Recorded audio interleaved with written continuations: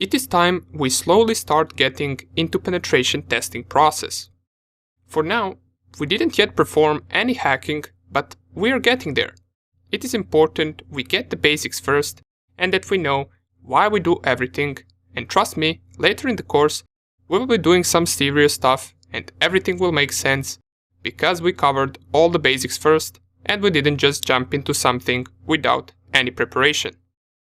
So in this video, we will be briefly talking about stages of penetration test. How does it go?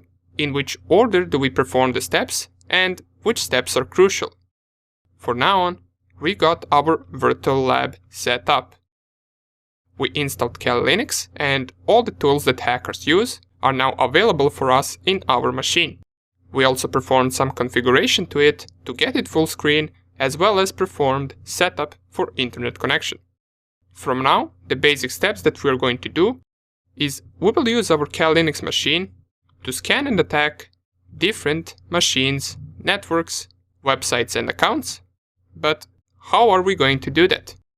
Do we just magically attack it? And do we just install virus on their machine somehow? And if so, how do we do that? What about Trojans, password cracking or phishing? Is that what we do? Well, that is just a small portion of a penetration test. First thing and most important thing before we even start a penetration test on a target is to figure out, do we have permission to attack this target? This is very important since you don't want to be attacking machines or target networks that you do not have permission to attack. It could be that client told me to only test one machine on the network and not the entire network. Therefore, I'm only allowed to test that one machine. Or it could be that our client has multiple networks and they only allowed us to test one of them. That means you should not go around and try to hack different machines on a different network. Now, these are only some of the examples, but what's important to get out of this is that always have permission to perform a penetration test. Trying to hack or hacking something that you are not allowed to hack could potentially get you into some serious trouble if you get caught. Now that we got that out of the way, let us finally talk about different stages of penetration testing. We already know that there are 5 of them, and the first one is reconnaissance or information gathering. Now, reconnaissance is the act of gathering information about your target to better plan out your attack. And this step of penetration testing is the only one that you can perform on any website or target that you want, since gathering information about something is not illegal. There are 2 ways that we can go about doing information gathering: actively, by directly interacting with our target, or it can be done passively without interacting with the target. A simple example of this would be, let's say you want to gather information for Facebook, and you would do it actively by visiting Facebook page and getting all the information that you can from the Facebook page itself, while passively it would be if you went to some other website that talks about Facebook and you get information about Facebook from that other website. This would mean you never interacted with Facebook, therefore you performed a passive information gathering. After this step comes scanning. Here is where you can start getting in trouble if you do it without permission. Scanning is a deeper form of information gathering using technical tools to find openings in the target and in the systems that you're attacking. These openings can be gateways, open ports, operating systems that the target runs, and so on and so on. In this step, we also perform vulnerability scanning, which is just searching for vulnerable software in the target system or network that could possibly be exploited. After information gathering and scanning comes third step, which is gaining access, or so-called exploitation. And this is the step where we actually hack the target.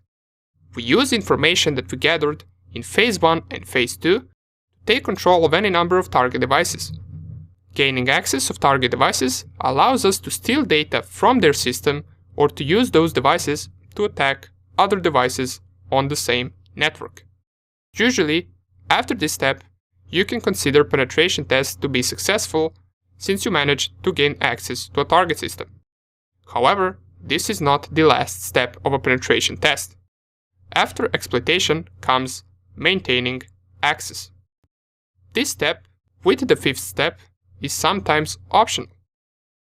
You might not need to always perform last two steps, since client might only care whether their system is penetrable.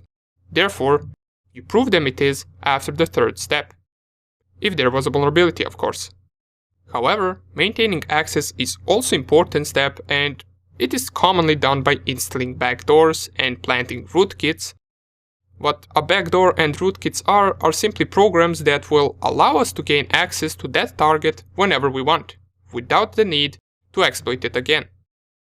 We just connect to the backdoor that we planted in the target system, and there it is. We're again on their machine. And last step of penetration test is covering tracks. Covering tracks is simply removing all evidence that an attack ever took place. This can involve deleting or hiding files, editing logs, or basically reverting any changes that you did to the system while the attack took place. Okay, so these 5 steps are the entire process of a penetration test, and we're going to cover them in great detail throughout our course.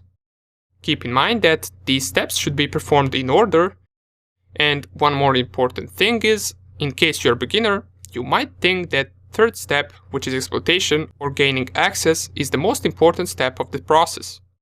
Even though it is very important and crucial, the most important steps are actually information gathering and scanning. It is in these 2 steps that we gather information about the target and discover vulnerabilities. So if you're not that good in gathering information, you might miss some things that could be used to gain access to the machine, therefore preventing you to find an actual vulnerability. So just keep that in mind, that information gathering is 70% of work.